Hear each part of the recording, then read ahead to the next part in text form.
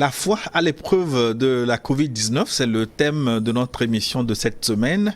Nous sommes au plateau avec le père Pierre-Marie Chanel Afognon.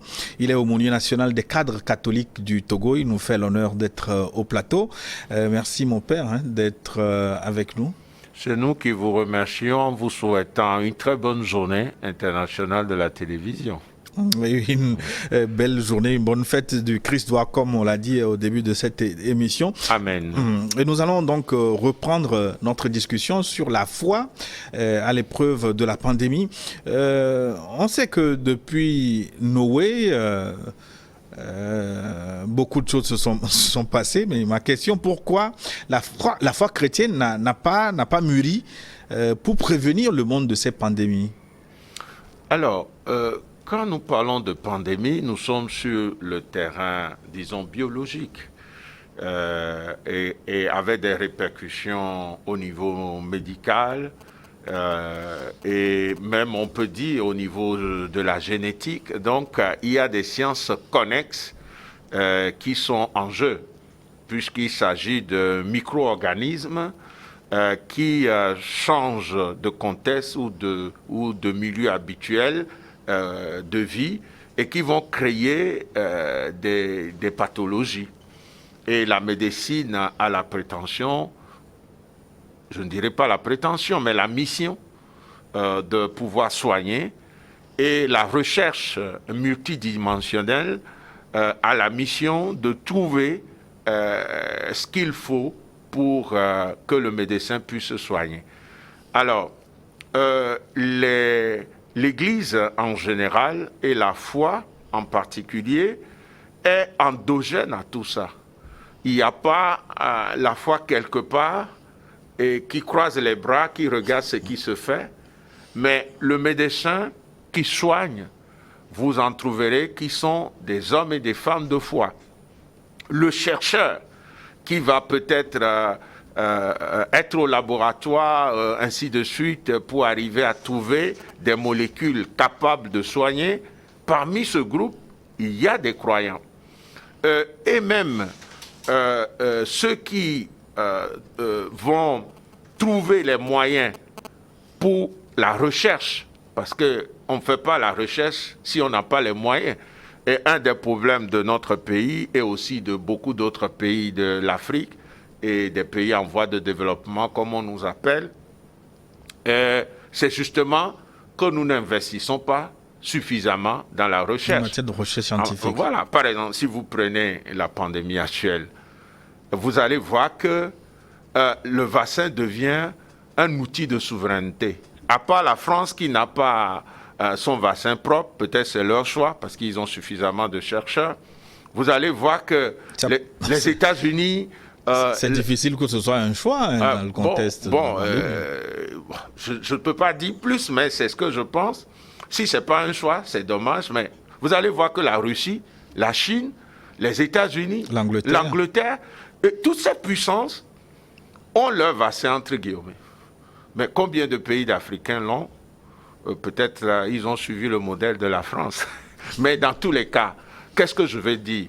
Le croyant est aussi parmi ceux-là qui sont capables de financer la recherche, ainsi de suite. Donc, on ne peut pas demander à la foi qui est incarnée dans différents citoyens de par le monde qui forment l'Église ou la communauté de foi, qu'on soit musulman et autres, on ne peut pas demander qu'il y ait un parcours pour des solutions aux problèmes de la société, entre autres des problèmes de santé, qui ne soient pas déjà pris en compte et en charge par ces praticiens ou ces chercheurs. Pour l'Église catholique en particulier, nous avons dans le monde pas mal de facultés de sciences, notamment de biologie, de médecine, même en Afrique. Et il y a des universités catholiques qui ont ces facultés et qui essaient de faire de la recherche. Même à Rome, il en existe. L'Église, par principe, elle est très discrète, donc on ne nomme pas souvent ces universités où on fait aussi de la médecine, on fait de la biologie et autres, mais ça existe même au Tchad. Même au Tchad, il y a une faculté de médecine qui est catholique. Voilà. Nous avons ici une université catholique. Je ne sais pas si un jour on aura une faculté de médecine. Mais pour le moment, ça s'occupe des technologies. Tout à fait. C'est le pôle de l'information et de la communication. Voilà, c'est le pôle qui est pour le moment à Lomé. Voilà.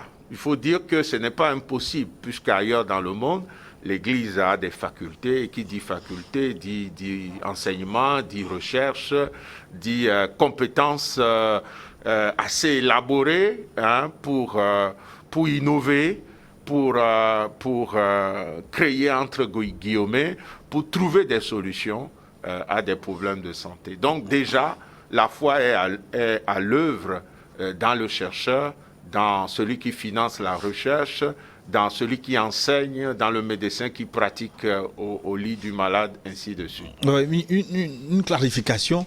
Qu'est-ce que la foi? Est-elle la foi l'apanage des religieux, des chrétiens, ou tout homme peut user de la foi pour vivre? Alors, vous m'amenez à pouvoir nuancer foi et croyance. Pour moi, la croyance, c'est ce que nous avons tous en commun. Et la croyance, c'est, disons, c'est une confiance que je peux dire d'une certaine naïveté. Parce que si vous ne croyez pas que, je donne un exemple bizarre, si vous ne croyez pas que cette émission, nous pouvons la tenir, vous n'allez pas l'organiser. Mais tant que l'émission n'a pas commencé, vous espérez ça. Qu'on le veuille ou non, vous êtes dans une forme de croyance. Nous sommes là, nous ne savons pas dans une heure de temps qu'est-ce qui va arriver. Ni vous ni moi, à moins que vous ayez une autre puissance, mais moi je suis incapable de savoir ce qui va arriver dans une heure de temps. Mais nous croyons que c'est le meilleur qui va arriver. Alors, je pense que l'être humain ne peut même pas vivre s'il n'a pas toutes ces formes de croyances multiformes. Ce que je dis, d'autres peuvent le contredire, mais c'est mon point de vue. Mais quand nous sommes sur le terrain de la foi, qu'on le veuille ou non, on est sur le terrain du sacré et d'une relation personnelle avec le divin dans une communauté donnée où nous avons les mêmes références, les mêmes rites, rituels, ainsi de suite. Du coup, la foi va évoquer nécessairement le théos, Dieu, nécessairement. Alors que la croyance, pas nécessairement. Du coup, un athée, par exemple, n'a rien à voir avec la foi. Mais je ne pense pas qu'il ne puisse rien avoir avec la croyance. Parce que, pour prendre même une femme, il doit pouvoir croire que c'est une femme. Et qu'elle va incarner telle qualité que j'aime, ainsi de suite. Donc, la foi, pour moi, elle est plutôt religieuse. Et relie au théos dans une relation personnelle, mais en même temps communautaire. Quand vous prenez un musulman, il croit en Dieu, il vit sa foi dans sa communauté. Pareil pour le chrétien, peu importe son église, ainsi de suite. Quand vous prenez quelqu'un de la religion traditionnelle, s'il pratique le vaudou, il faut une forme de vaudou. Vous savez, il y a une pluralité de vaudou. Disons qu'il est dansi, c'est-à-dire qu'adepte du vaudou dans. Donc, il doit avoir une adhésion personnelle à cette divinité, mais il ne peut pas vivre ça de façon isolée. Il doit vivre ça avec une communauté. C'est là où on va lui apprendre, disons, la dimension éthique de cette foi. On va lui apprendre les rites et rituels, ainsi de suite. Et quand je ramène à ma foi catholique que je connais mieux, on ne peut pas être chrétien catholique tout seul. Parce que le baptême, c'est l'Église qui donne le baptême. Et c'est suite à un cheminement que nous appelons la catéchèse. Et donc, on ne peut que commencer la démarche de foi dans une communauté de foi. Et c'est cette communauté qui va me transmettre le sens de la parole de Dieu. C'est cette communauté qui va me donner l'initiation à la liturgie, au sacrement, au chant, aux danses et autres. Et c'est cette communauté qui va me préciser aussi la morale ou l'éthique et m'aider à fixer les dogmes de cette foi. Mais si je reste au niveau communautaire, je ne suis pas encore totalement homme ou femme de foi. Parce que la foi suppose, en plus de la dimension communautaire, une dimension personnelle. Et pour nous... Une dimension personnelle avec Dieu. Avec Dieu. Est-ce que c'est possible qu'un être humain soit déconnecté du théos, quel que soit ce qu'il pense, pour moi, je pense que c'est impossible. Mais un athée ou un agnostique peut vous dire que c'est possible. Il peut le dire, mais est-il possible qu'il soit déconnecté de Dieu?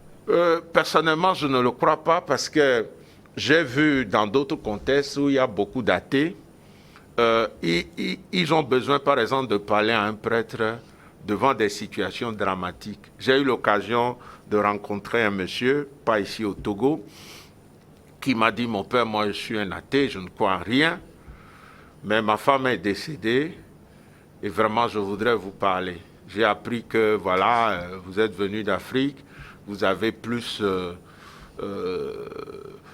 d'éléments anthropologiques à mon avis. Nous, en Occident, on a perdu beaucoup de ceci, cela. Donc, c'était ça le discours. Et après, je l'ai écouté. Et à la fin, je lui ai dit, est-ce que moi, je crois que Dieu existe. Vous ne croyez pas. Mais est-ce que vous acceptez au moins que nous puissions prier ensemble? Il dit, bon, moi, ça ne me dit rien la prière, mais si tu veux prier, tu peux prier.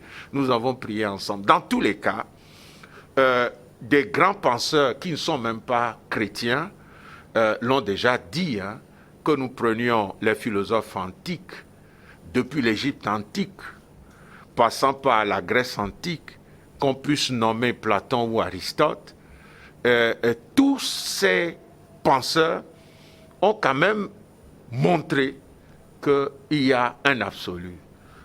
Il y a, comme dirait Aristote, le premier moteur.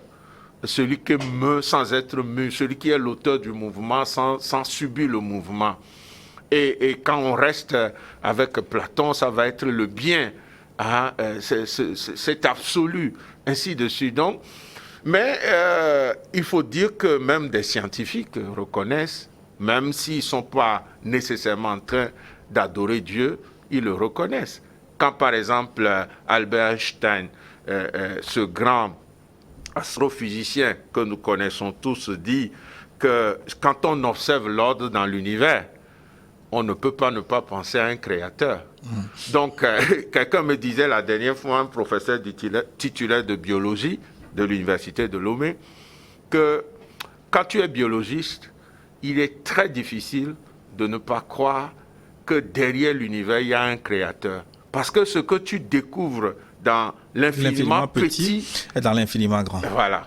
Alors, que peut la foi face à cette pandémie de la maladie à coronavirus? Mais la foi peut beaucoup. Parce que la foi va de pair avec l'espérance et la charité. Dans la théologie catholique, nous l'appelons les vertus théologales. Saint Paul en parle aussi dans 1 Corinthiens chapitre 13, où il va mettre la charité au-dessus.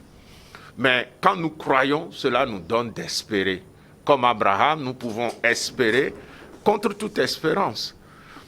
Et aujourd'hui, la foi permet à beaucoup de ne pas être dans une phobie et de sombrer dans le désespoir.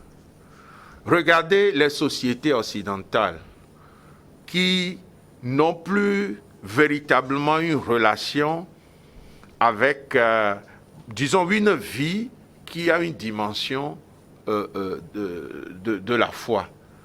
Les études ont montré qu'avec la pandémie, il y a plus de crises, disons, au niveau psychologique et psychiatrique. Et que les hôpitaux qui ont en charge la psychiatrie, l'étude que j'ai suivie, c'était en France, ont connu un bond. Ça voudrait dire quoi?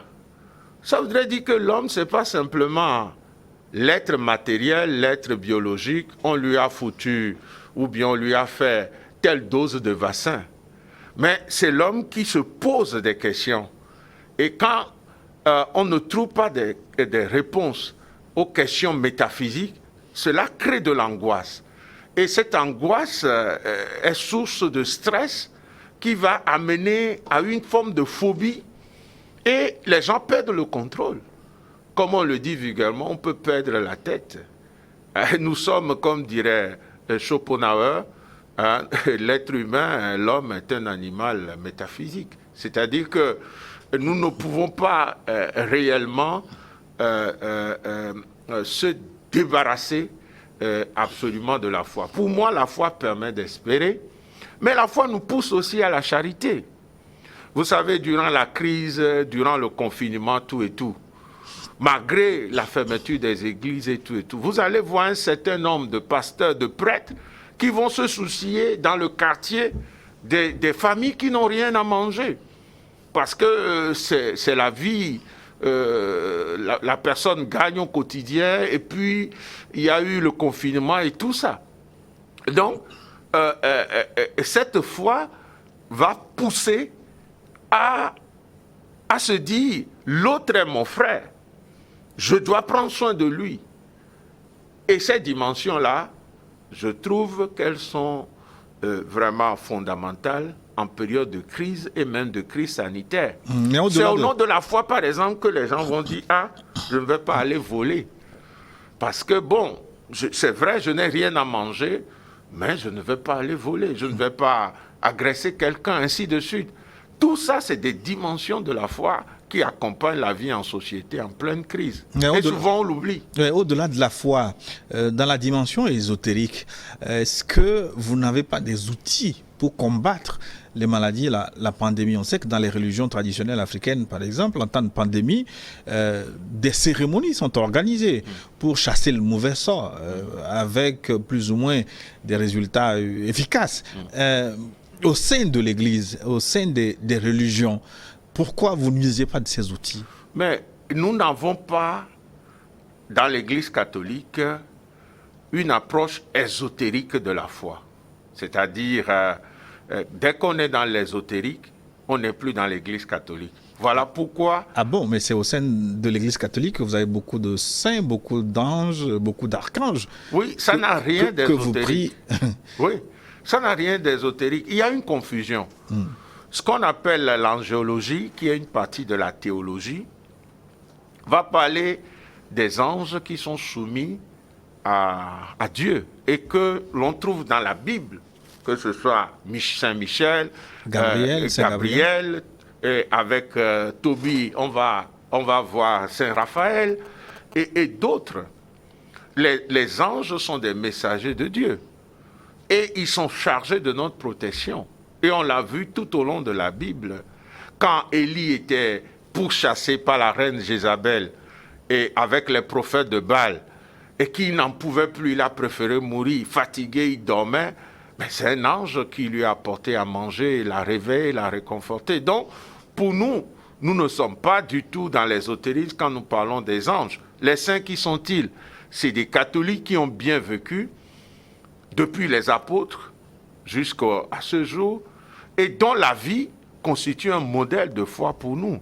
Et dans l'Apocalypse, nous lisons qu'ils sont ceux qui ont lavé leurs robes dans le sang de l'agneau. Donc pour nous, ce sont des traditions. Nous ne l'imposons pas aux autres religions, mais nous n'avons pas d'approche ésotérique. Et si quelqu'un est dans l'ésotérisme, le spiritisme dans l'Église catholique, normalement, il est en situation d'auto-excommunication. C'est pour ça que, par exemple, que ce soit les francs-maçons, les rosicruciens et d'autres formes de spiritisme, il est dit clairement que le catholique ne peut pas les pratiquer. Mais quelle est la différence entre l'ésotérisme et les pratiques que vous faites, vous, par exemple, en invoquant les saints autorisés par la Bible dont vous parlez? C'est la prière. C'est pour ça que tout fidèle peut prier.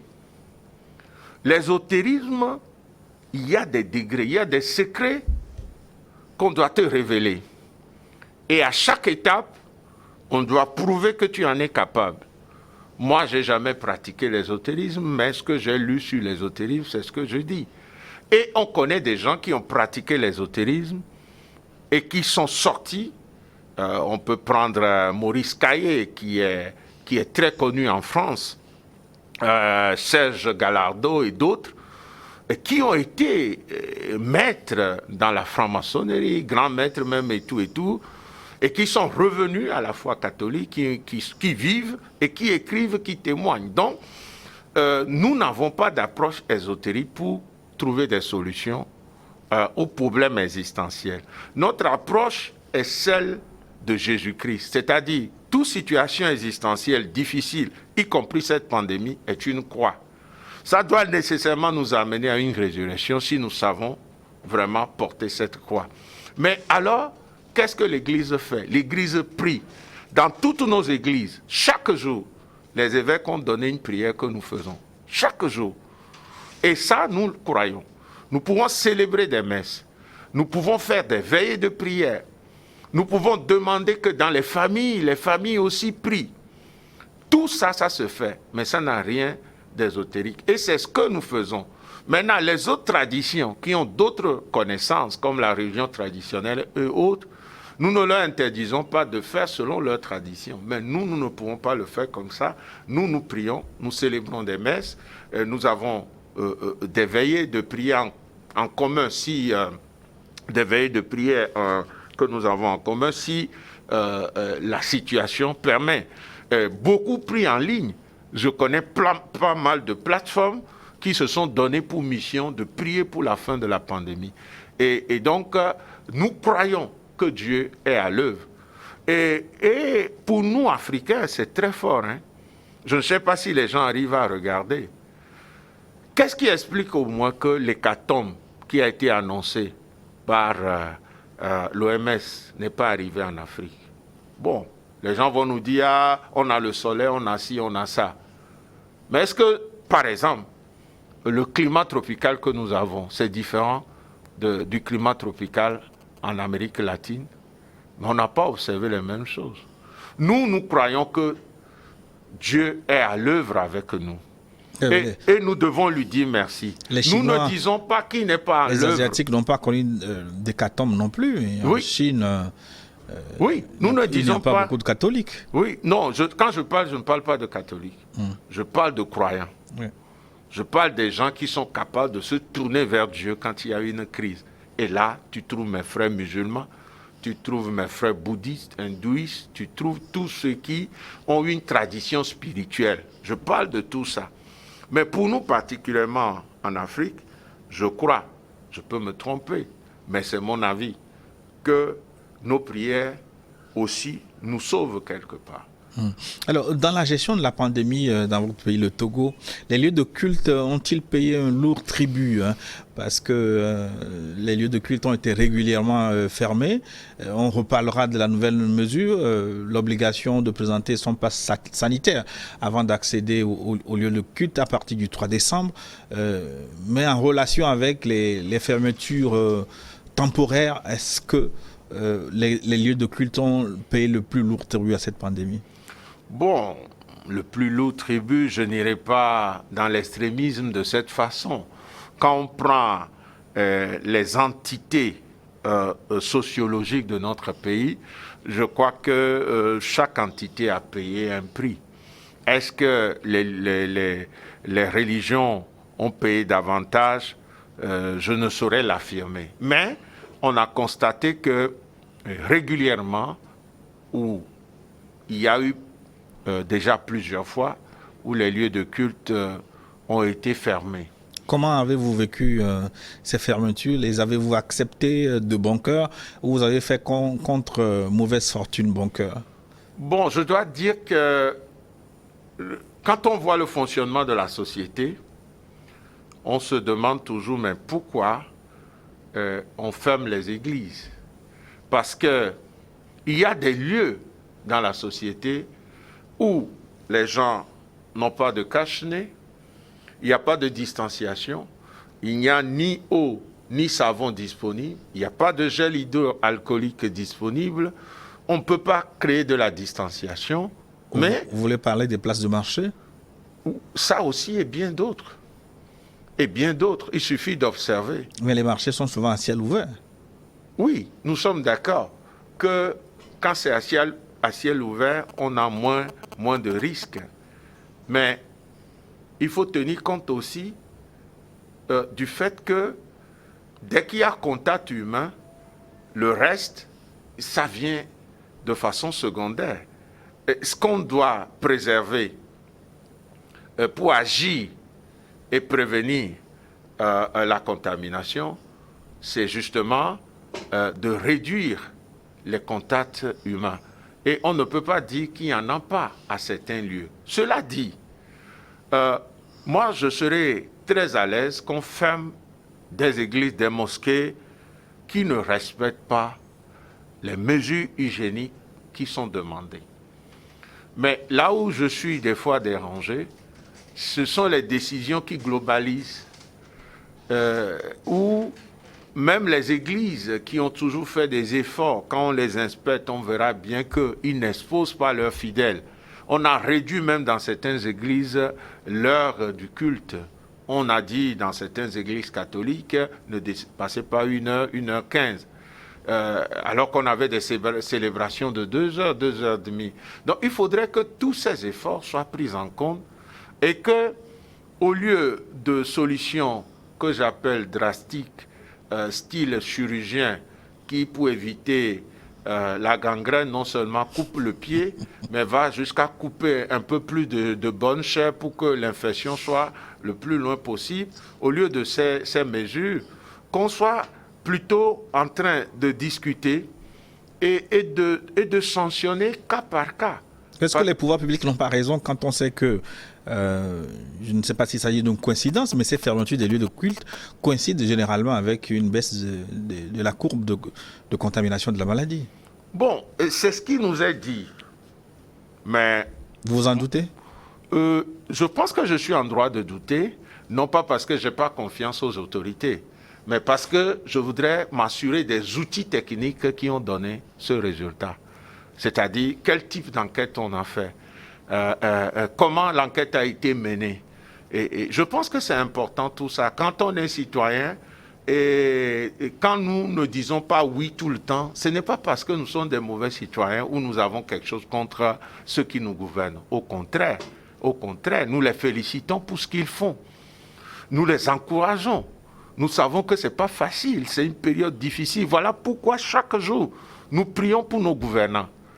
C'est clairement dans la prière que les évêques ont demandé de faire. Les gouvernants sont nommés chaque jour. Donc nous prions pour eux. Mais quand on est citoyen, c'est normal qu'on accepte que nous puissions exercer la capacité critique. Et Héraclite disait déjà dans l'Antiquité grecque, c'est du choc des idées que jaillit la lumière. Sinon, on va nous mettre dans une pensée unique où on doit toujours dire oui. Ah, c'est nous qui sommes le peuple.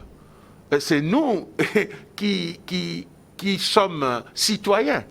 Et nos gouvernants, nous leur avons délégué notre pouvoir. Et donc c'est normal que nous puissions discuter avec eux, que nous puissions dire que sur tel point, on n'est pas tout à fait d'accord. Est-ce qu'on ne peut pas faire comme ça? On ne peut pas faire comme ça. C'est ça qui évite ce qu'on peut appeler l'absolutisme. C'est ça qui évite ce qu'on peut appeler la dictature. En contexte démocratique, même en pleine crise comme la nôtre, il faut accepter que l'espace public soit traversé par un débat contradictoire. Et c'est ça qui éclaire les décideurs. C'est ça qui éclaire l'autorité. Parce que les décisions qui se prennent, si nous les vivons comme des décisions contre nous, ça peut même dégénérer en conflit social. Mais si nous les vivons comme des décisions pour notre bien et notre bien-être à tous, vous allez voir que c'est les citoyens eux-mêmes qui vont propulser ça, qui vont sanctionner ceux qui ne veulent pas aller dans ce sens. Et ça, c'est important. Parce que décider de façon un peu unilatérale, ce n'est pas mauvais. Mais on va le faire jusqu'à quand? Parce que, et je ne sais plus si c'est Mère Teresa ou qui disait que le bien que tu me fais sans moi, c'est un mal que tu fais contre moi. De toutes les façons, vous avez encore à prendre à la figure une nouvelle décision à partir du 3 décembre où l'accès des lieux de culte, j'en parlais, est subordonné désormais au pass sanitaire. Pourquoi les évêques ont porté réserve contre cette décision? Déjà, ils avaient sorti un message que je n'ai pas à l'antenne, mais que tout le monde peut trouver en ligne, où ils ont expliqué pourquoi ils ne peuvent pas exiger aux enfants de Dieu qui viennent à la maison de leur père le passeport vaccinal. Ils ont bien expliqué ça dans cette lettre, je ne vais pas revenir là-dessus. Vous pouvez peut-être nous résumer ces raisons? La première raison, c'est que la maison de Dieu, elle doit être ouverte à toute personne. La deuxième raison, c'est que ce qui donne accès à la maison de Dieu, ce n'est pas un papier. Ce qui donne accès à la maison de Dieu, c'est la foi. Et donc, on peut trouver, il y a d'autres raisons. Et les évêques ont bien encouragé les gens à aller se vacciner. Mais ils ont dit, nous ne pouvons pas l'imposer. Parce que si vous nous demandez de contrôler nos fidèles sur ce plan, et je pense que nos frères musulmans et les autres églises ont dit la même chose, ça voudrait dire que les rapports changent. Moi, je dois contrôler maintenant si tu es en bonne santé avant de venir à la maison de Dieu. Et quand vous voyez dans l'Évangile, déjà au temps des Israélites et au temps de Jésus, quand quelqu'un a la lèpre, on le sort de la communauté. Il va vivre seul, loin. Et quand il se déplace, on lui donne un truc qu'il sonne. Et il doit crier, danger, danger. Donc le lépreux n'a plus de vie. Mais qu'est-ce que Jésus fait dans l'Évangile? Il fait ce qui est interdit. Il va toucher le lépreux pour le guérir. Il va même les accueillir. La loi interdit formellement d'accueillir les lépreux. Déjà, quand il sonne que le lépreux vient, danger, danger, toi aussi, tu t'éloignes. Mais qu'est-ce que Jésus fait? Il les accueille. Il va jusqu'à les toucher. Donc, il y a des choses, quand on le demande, on comprend que le temps impose des choses à faire. Et au niveau mondial, des fois, on se demande, est-ce que nous copions les autres ou c'est vraiment des décisions qui reposent sur notre réalité? Mais il faudrait quand même se dire que, même pour arriver là, ce ne serait pas facile. Les gens ont dit, pourquoi on demande à Rome? Il dit, mais quand même, Rome, comme on le dit, c'est la ville éternelle. Oui, justement. Et le Vatican, c'est un État. Oui, il y a un téléspectateur qui voudrait vous poser une question là-dessus. C'est le 99 47 68. 99 47 68. Le pass sanitaire obligatoire au Vatican à partir du 1er octobre. Il nous donne le lien. Est-ce que la conférence des évêques du Togo ne doit-elle pas prendre exemple sur le Vatican? C'est Augustin qui nous écrit d'Angoulême. Augustin, merci. Est-ce qu'on doit prendre exemple sur le Vatican? Je dis oui pour ce qui concerne l'enseignement du Vatican en tant que magistère. Quand le pape enseigne, nous devons. Mais quand il y a des actes, les actes sont par rapport au contexte. Quand vous allez à Rome et que vous allez au Vatican et vous voulez aller à Saint-Pierre, vous voyez des gens qui viennent du monde entier. Je demande à Augustin d'aller faire des recherches pour voir, ne serait-ce que des visages quand il y a une messe à Saint-Pierre à Rome. Ceux qui vont à la place et tout et tout. La plupart sont des étrangers. Ils viennent de l'Europe, de l'Asie, de l'Afrique et tout. Et si là-bas on prend une décision, on doit automatiquement l'appliquer ailleurs. Première question.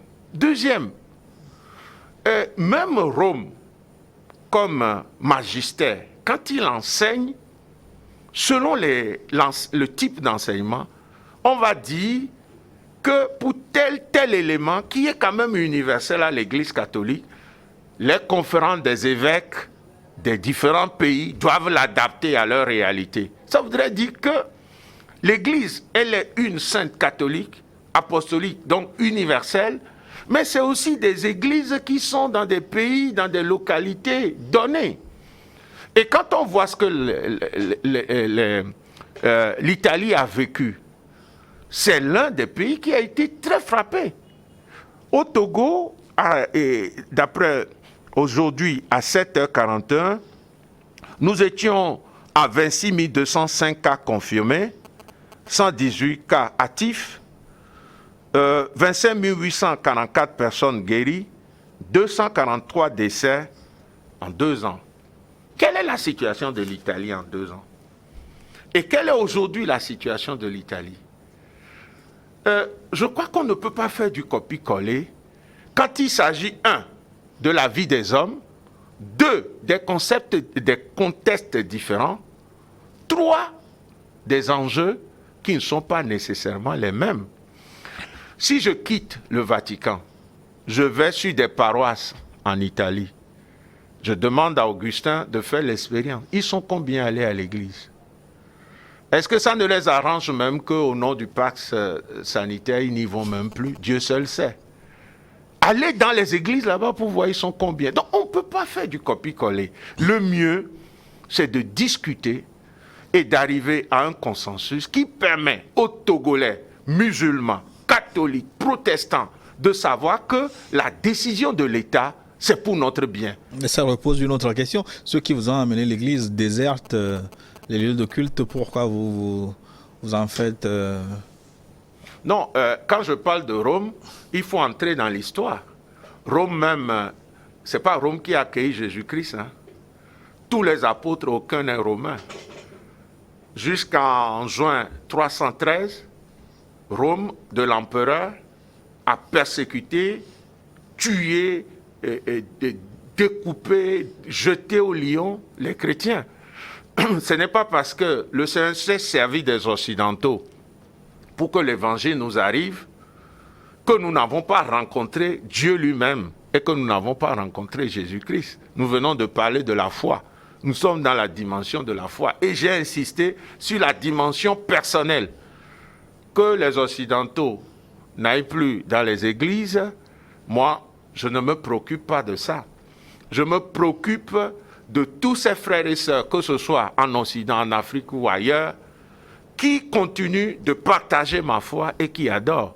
Je dis simplement que on ne peut pas ne pas dialoguer chez nous aussi pour voir ce qui est meilleur pour nous. Sinon, le citoyen lambda pense que les autorités gouvernementales nous imposent les choses.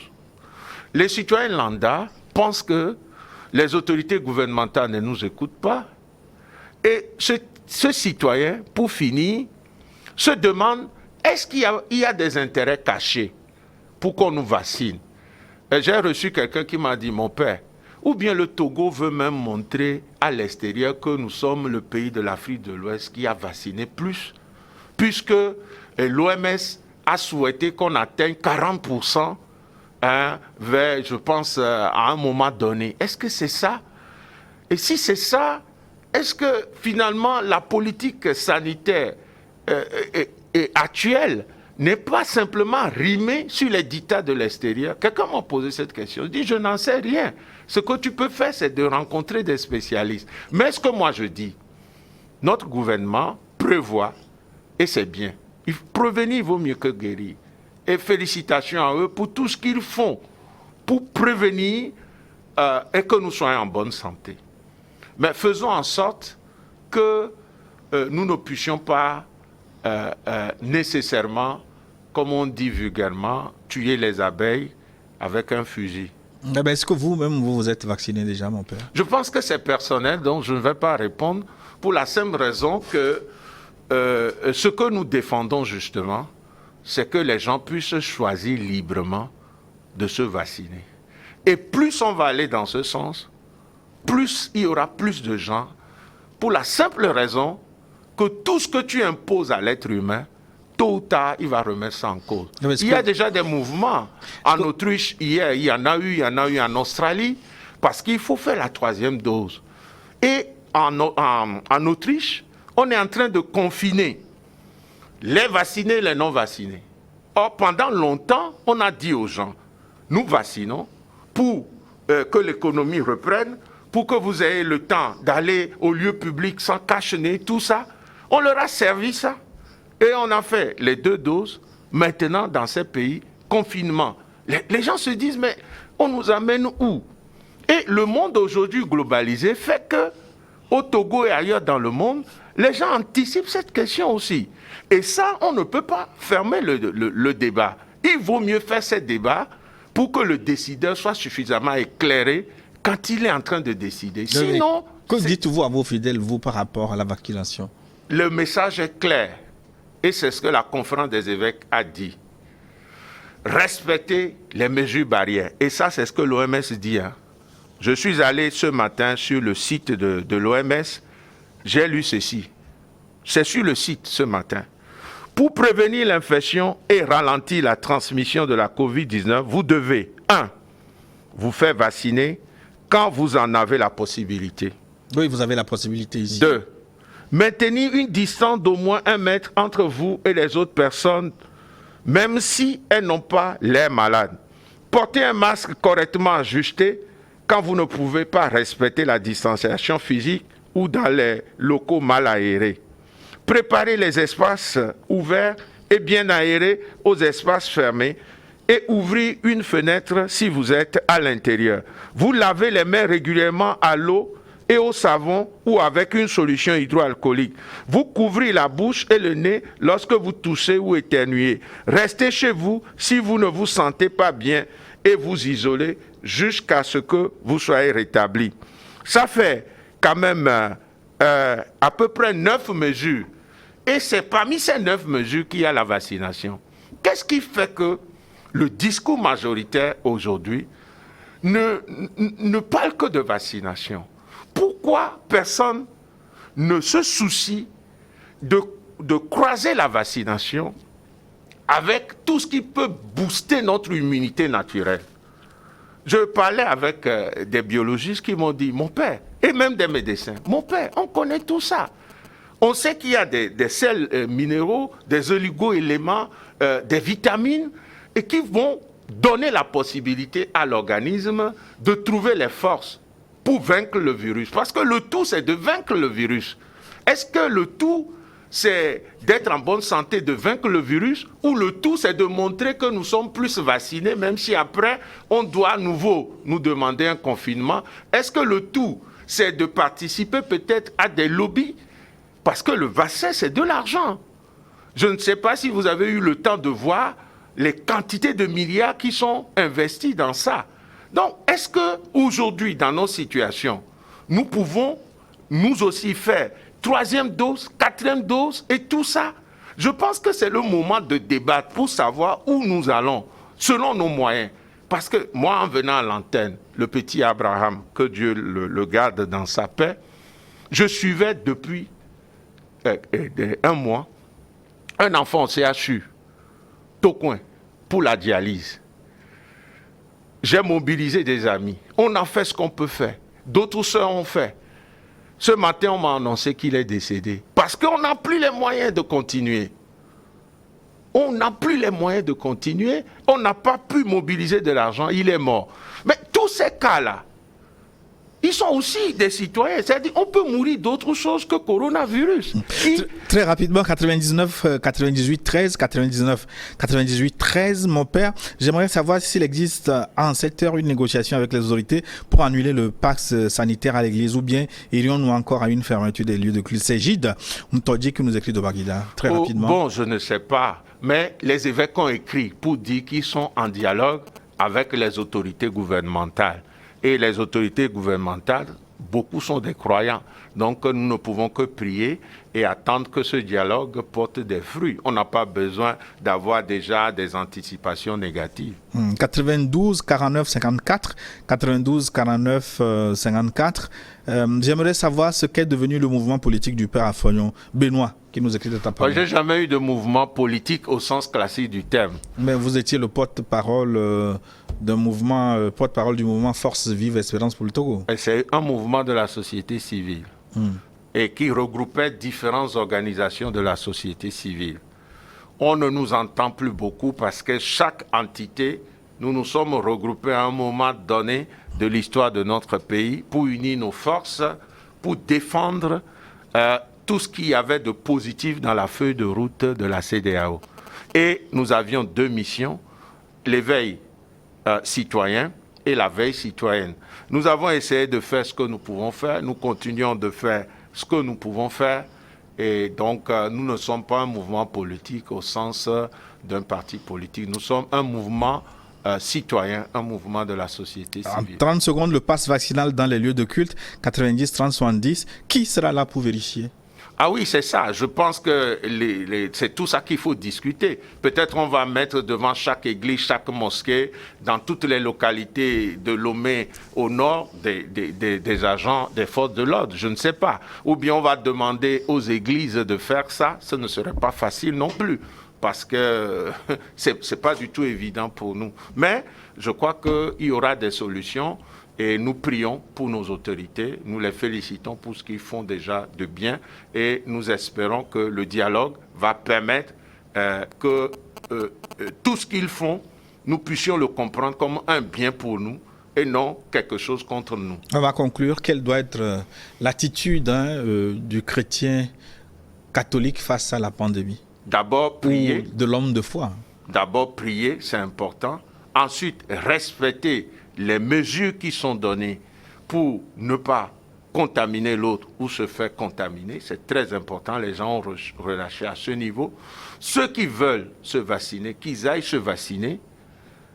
Et pour finir, que l'on permette qu'il y ait débat, qu'il y ait échange autour de tout ceci, pour qu'on ne pense pas que la priorité des priorités pour la santé au Togo, c'est seulement coronavirus. Il y a plein d'autres problèmes de santé que nous devons regarder de près. Et félicitations aussi au gouvernement pour la couverture médicale universelle. La loi est adoptée. Merci à nos parlementaires. Nous espérons qu'il y aura rapidement les décrets d'application pour qu'il n'y ait plus de Togolais qui meurent parce qu'ils n'ont pas trouvé 500 pour s'acheter tel ou tel autre médicament ou parce qu'on les a évacués accidentés, on les a laissés jusqu'à ce que mot censure parce qu'il n'y a personne pour débourser 50 000. Merci, Père Affoyon. Que Dieu nous bénisse et bénisse notre pays. Amen. Nous avons bénéficié pour ce forum des facilités techniques de Gildas, Tata Djekouli et Thomas Choyi. Merci à vous pour votre aimable attention. Dans un instant, une nouvelle édition du journal sur votre chaîne. À très bientôt.